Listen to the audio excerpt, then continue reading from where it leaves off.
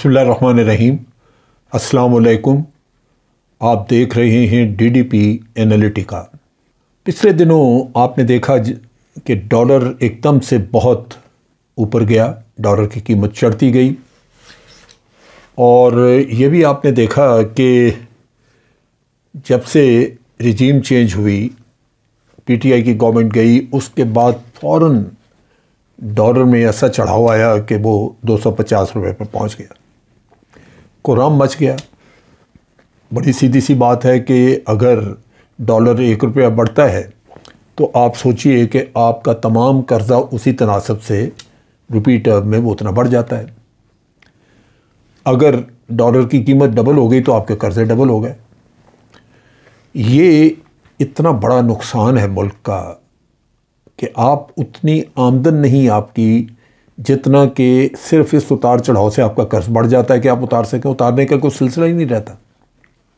फिर foreign reserves हैं कि वो कंज्यूम होते जा रहे हैं। और इस साल इस महीने में आपकी जो एक्सपोर्ट्स हैं वो पिछले साल के इसी महीने के मुकाबले में अगर हम देखें तो तकरीबन कोई 6% के करीब कम हुई हैं, यानी एक्सपोर्ट्स भी आपकी कम हुई। और पिछले साल का जब मैं मुवाजना कर रहा हूँ तो वो दिन थे जबकि कोरोना वगैरह फैला हुआ था, मुल्क में हालात ख़राब थे, उसके बावजूद एक्सपोर्ट्स आपकी 5%, 6% ज़्यादा थी आज से। और अगर पिछले महीने से यानी इस अगस्त के महीने का, ये जुलाई के महीने का अगर जून के महीने से मुवाजना करें तो कहते हैं कि तकरीबन 23% आपकी एक्सपोर्ट्स जो हैं वो कम हुई हैं। इसका मतलब ये है कि आपकी कमाई लगातार कम हो रही है, आप पैसा कम कमा रहे हैं। डॉलर को क्या हुआ कि ये कीमत बढ़ती गई, कर्ज बढ़ता गया। मैंने मुख्तलिफ इकोनॉमिस्ट की मुख्तलिफ चैनल्स के ऊपर डिस्कशन सुनी है, जो एंकर्स उनसे सवालात करते हैं। उसमें 2-3 पहलू नज़र आते हैं। एक तो आपको याद होगा कि शाहीन सहबाई ने एक बड़े ऑथेंटिक तरीके से उन्होंने एक ट्वीट की थी जिसमें उन्होंने कहा था कि 245 बॉक्सेस यहाँ से भर के फॉरेन एक्सचेंज के पाकिस्तान से निकाल के दुबई पहुँचाए गए हैं। किन किन के थे अल्लाह बेहतर जानता है, लेकिन बासूरत जिनकी हुकूमत है वही ये काम कर सकते थे। उसमें लाजमन पीपल्स पार्टी के लोग होंगे, PMLN के होंगे, और भी होंगे कई। इतना डॉलर जब एकदम मुल्क से बाहर निकलता है तो मार्केट में कमी आई, डॉलर का रेट ऊपर चढ़ना शुरू हुआ। अब जब डॉलर का रेट ऊपर जाना शुरू हुआ तो गवर्नमेंट ने पहले तो कहा कि जनाब एक्सपोर्ट्स के लिए पैसे नहीं, इंपोर्ट के लिए हमें बिल अदा करने मुश्किल है, इंपोर्ट्स के लिए पैसे नहीं। सो इंपोर्ट के लिए अगर फॉरेन एक्सचेंज नहीं इंपोर्ट्स बंद की, इन्होंने कहा जी लग्जरी आइटम्स का इंपोर्ट हम बंद कर रहे हैं। फिर अब क्या हुआ कि लग्जरी आइटम्स 2.5-3 महीने बाद आपने कहा जी हम खोल रहे हैं, लग्जरी आइटम्स की इंपोर्ट खोल दी आपने, जबकि फॉरेन एक्सचेंज पहले से भी कम है। इस दौरान में जब आपने इंपोर्ट्स अपनी रोकी तो कारों की कंपनियां जो बाहर से अपने इंजन मंगाती थी और जो इस तरह के कारोबारी वो अपने फैक्ट्रियां बंद करके तो जाने लगे। उन्होंने कहा जी हम फैक्ट्रियां बंद कर रहे हैं, क्योंकि बाहर से जो रॉ मटेरियल चाहिए, जो मवाद चाहिए जिसके ज़रिए हम करेंगे वो तुम कर ही नहीं सक रहे। अब खोल रहे हैं और उसका कोई अंदाज़ा नहीं क्यों खोल रहे हैं। अच्छा, फिर इस असना में जबकि आपने इंपोर्ट्स बंद की, कम कर दी लग्जरी आइटम्स की, उसके बावजूद आपकी LCs नहीं खोल रही थी। जो LC खोल रहे थे तो वो 10-15 रुपए ज़्यादा मांगते थे $1 के पीछे। अगर मार्केट में 230 रुपए का डॉलर अगर बिक रहा है तो LC खुल रही थी जाके 241-242 में। नतीजा ये कि लोग LCयाँ खुलवा नहीं रहे थे क्योंकि डॉलर का रेट कल पता नहीं किधर होगा। तो बिजनेस को आपने बर्बाद करके रख दिया। डॉलर अपने बक्सों में भर के आप खुद बाहर ले गए, मुल्क में डॉलर की कमी कर दी। अब इसके ऊपर एक स्कैंडल और जो मैंने इकोनॉमिस्ट से सुना है वो ये है कि लोगों ने बैंकों के साथ मिलके मार्केट से डॉलर उठाने शुरू किए, मार्केट में डॉलर की शॉर्टेज पैदा की और डॉलर का रेट 250 पे पहुंचाया। जब चढ़ गया डॉलर का रेट इतना, फिर पैसा कमाना शुरू किया, डॉलर मार्केट में लाके बेचने शुरू किए, अपने पैसे निकाल लिए। इसमें वो कहते हैं कि कई लोग शामिल हैं, हुकूमती तबका शामिल है और बैंकों ने भी हाथ धोया।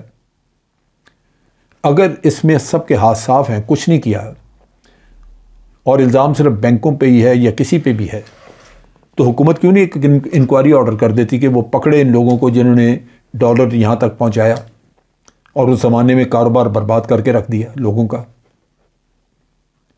अब क्या हुआ है कि डॉलर एकदम नीचे आना शुरू मार्केट में, क्योंकि डॉलर आपने मार्केट में बेचा, जब बैंकों ने अपने डॉलर बाहर निकाल दिए, पैसे अपनी जेब में डाल लिए, रुपया प्रॉफिट के साथ, तो मार्केट में डॉलर हो गया। अब उतनी ज़रूरत नहीं है जितना डॉलर बाहर आ गया। अब ये जो चीज़ है ये इन्वेस्टिगेट होनी, क्योंकि ये तो एक डे लाइट रॉबरी है। ये नून लीग के पीरियड में पहले भी हुआ था कि जब हमने न्यूक्लियर एक्सप्लोजन किया था, तो न्यूक्लियर एक्सप्लोजन करने के साथ ही इन्होंने डॉलर के ऊपर बैन लगा दिया। अपने लोगों को पता था कि हम डॉलर पे बैन लगा रहे हैं, वो बाहर लीक आउट किया, शाम तक बैंकों से तमाम डॉलर बाहर निकल गया, और जिन लोगों के डॉलर्स मौजूद थे जो लेना चाहते थे उनको देने को कुछ नहीं था। फिर वो PMLN की गवर्नमेंट ने उस ज़माने में 48 रुपये के हिसाब से लोगों को पाकिस्तानी करेंसी में पेमेंट की, डॉलर्स की, जिनके अकाउंट से डॉलर के, उनको कि डॉलर नहीं है आप 48 रुपये ले लें। वो बेचारे 48 रुपये का डॉलर, 48 रुपये हुकूमत से लेके बाहर 60 रुपये का डॉलर लेते थे। किसी का बच्चा पढ़ रहा है बाहर, किसी के कोई बीमार है, उसके लिए उसने हॉस्पिटल में बिल देने हैं, डॉलर चाहिए। वही डॉलर जो आपने निकाल लिए वो मार्केट में 60 रुपये का आप बेच रहे हैं, और आम आदमी बेचारा 48 रुपये आपसे लेके उधर 60 रुपये में डॉलर ले रहा है। ये करतब, ये फ्रॉड, ये जो हम करते हैं, हमारे लोग करते हैं, खुदगर्जी, मुल्क का नुकसान, अवाम का नुकसान। हुकूमत को चाहिए कि इसकी तहकीक करे, लेकिन नहीं करेंगे। तहकीक किस बात की करें? ये तो एक इंजीनियर्ड खाता है। सो एक तो ये इशू था जो कि जिसने कि इकॉनमी को नुकसान पहुंचाया। आज हमारे फॉरेन एक्सचेंज के रिजर्व्स बहुत कम हैं और मुल्क के अंदर इंपोर्ट करने की सकत नहीं है। इसी तरह जब आप रॉ मटेरियल इंपोर्ट नहीं करते, आपकी इंडस्ट्री जो है वो रुक जाती है, चलना बंद हो जाती है। इमरान खान को ये ताना दिया करते थे कि इमरान खान के डॉलर का रेट चढ़ गया, ये हो गया। फिर कि जी कोई एग्रीकल्चर पॉलिसी। अब आप क्या कर रहे हैं? कोई है एग्रीकल्चर पॉलिसी? पहले भी गंदम बाहर से मंगवाई, आगे भी आप बाहर से मंगवाएंगे। ये चीज़ जो मुल्क में पैदा हो सकती है वो नहीं कर रहे हैं। नतीजा ये कि डॉलर उधर भी लगेंगे। दूसरा किस्सा है, मुझे लगता है कि एक मेमोगेट, फिर मेमोगेट इन दी ऑफिंग, या कोई ऐसा ड्रामा, कोई ऐसी चीज़ आ रही है जो कि मुल्क के लिए फिर कोई मसला पैदा कर सकती है। वो ये है कि तारिक फ़ातमी अमेरिका में गए और वहाँ पे हमारे पाकिस्तान के एम्बेसडर उनके साथ थे, और वो एम्बेसडर को लेके मुख्तलिफ अमेरिकन ओहदेदारों को मिलते रहे। उसमें तस्वीर भी आई जिससे पता ये लगता था कि ये ऑफिशियल टूर है, लेकिन फ़ॉरेन ऑफिस ने डिसोन किया। फ़ॉरेन ऑफिस ने कहा कि ये हमने नहीं उनको भेजा बाहर। अगर हमने नहीं भेजा, फ़ॉरेन ऑफिस ने भेजा, तो फिर एम्बेसडर हमारे जो वाशिंगटन में वो क्यों साथ?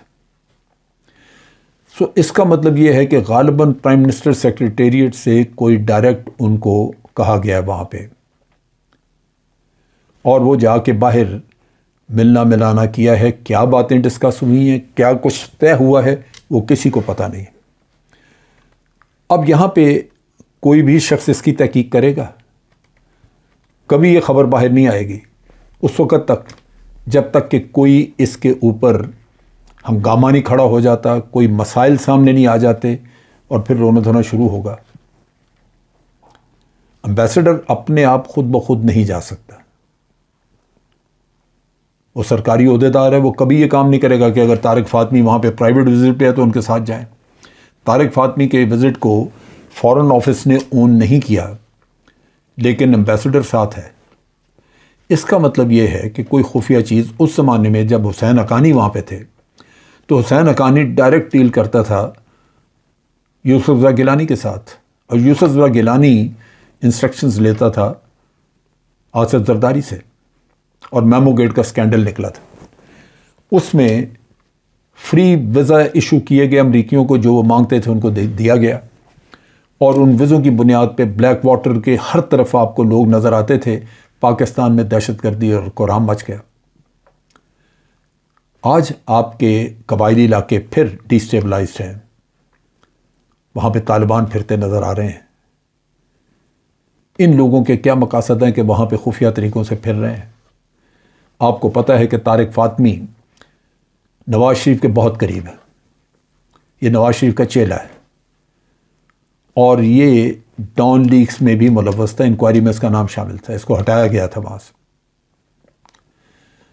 सो मसला ये है कि बड़े हम हैरान होते हैं, हमारा मुल्क क्या चीज़ें चल रही हैं यहाँ पे, क्यों ये खुफिया मामला चल रहे हैं जिसका किसी को पता ही नहीं। इकॉनमी उधेड़ के रख दी है, उसका कोई पूछने वाला नहीं। ये अपने ही खेल में लगे हुए हैं, पीटीआई के पीछे उनको ख्वार करने के लिए और उनको किसी न किसी तरह मैदान से निकालने के लिए, ताकि कोई पूछने वाला, कोई आपको चैलेंज करने वाला रहे ही ना, और सिर्फ ये हो कि आप उस मैदान में अकेले हों, लूट मार करें, खाएं पिएं, जो जी चाहे करें। क्या यही मुकद्दर है पाकिस्तान का? ये बातें कड़वी हैं, लेकिन की इसलिए जाती हैं कि आपके अंदर शऊर हो, हमारे लोग सवाल करना पूछें, सवाल करना जाने समझें, सवाल पूछें। तारिक फ़ातमी के विज़िट के बारे में वजाहत आनी चाहिए। डॉलर के मामले में तहकीकात होनी चाहिए। बांग्लादेश में डॉलर इसी तरह उसकी कीमत बढ़ी, बांग्लादेश में फॉरेन एक्सचेंज क्राइसिस आई हैं, लेकिन उनके रेगुलेटर ने 7 प्राइवेट बैंक्स के जो उनके ट्रेडर्स हैं उनको उन्होंने बर्खास्त कर दिया, उनको नौकरियों से निकाल दिया कि इन लोगों ने मैनिपुलेशन की। यहाँ को पूछने वाले ही नहीं, यहाँ गेम ही कुछ और चल रही है। तो ये मुतालबा करना चाहिए पॉलिटिकल पार्टी को, पीटीआई को भी करना चाहिए और बाकी भी अवाम को, कि पहले तो ये डॉलर वाले मसले की तहकीकात होनी चाहिए कि बैंकों ने लूट मार की है, इसके साथ हमारे वज़रा वगैरह और लोग कौन शामिल थे, और इसके साथ साथ तारिक फ़ातमी के विज़िट की वजाहत आनी चाहिए। वरना खुदा न खास्ता कल को कोई बड़ा मसला निकला, अमेरिका कोई छोटा मुल्क नहीं है, आपके लिए मसाइल पैदा कर सकता है। कल को कोई बड़ा मसला निकला और उस वक्त हम टकरे मारते हुए, तो वो मेरा ख्याल देर हो जाएगी। आज के लिए इतना ही। अफ़वाज पाकिस्तान जिंदाबाद, पाकिस्तान पाइंदाबाद।